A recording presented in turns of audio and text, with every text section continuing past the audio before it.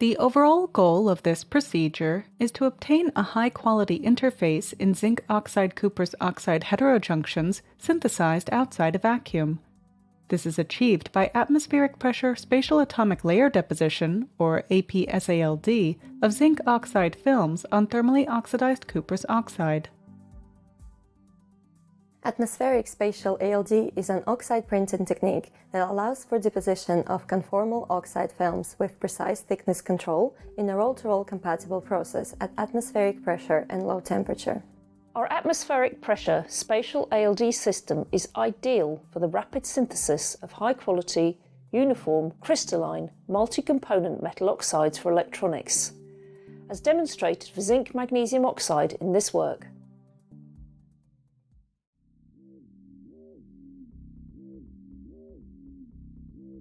First, cut a 0.127 mm thick copper foil into 13 by 13 mm squares and clean by sonicating in acetone.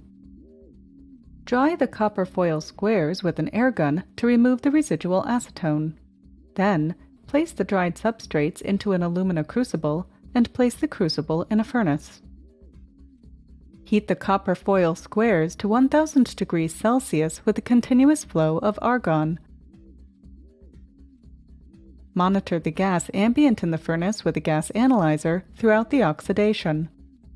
When a temperature of 1000 degrees Celsius is reached, introduce oxygen to the furnace at a flow rate to obtain 10,000 parts per million oxygen partial pressure and maintain for at least 2 hours.